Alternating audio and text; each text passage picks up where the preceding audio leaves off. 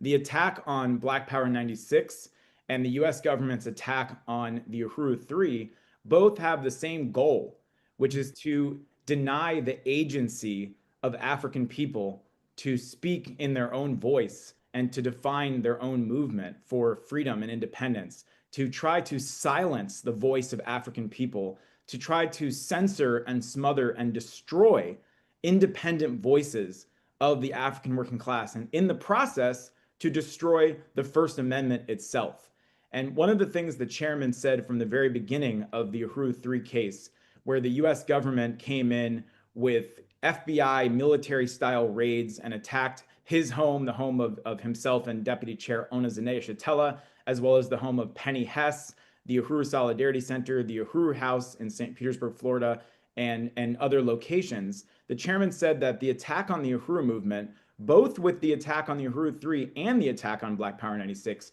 were the canary in the coal mine. It was a new era of intensified repression of political speech, in particular anti-colonial speech, that the US government was bringing in, beginning with its attack on the Uhuru movement. And that has absolutely come to be proven in the last several years, as attorney Luc Leroux and others have spoken about. The escalation of attacks on dissent and free speech have absolutely intensified. And you've seen, as Glenn Greenwald was just talking about in that clip, the particular tactic of using the revoking of funds to punish and attempt to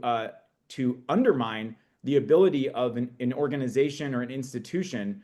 based on its political views is something that is happening more and more now. And it started with the Pinellas County Commission's attack on Black Power 96. Everything we're seeing right now with the attacks on public media, with the attacks on universities, with the revoking of funds being used as a weapon to silence speech, it's based on the model of what the Pinellas County Commission has attempted to do to Black Power 96. And that's why this fight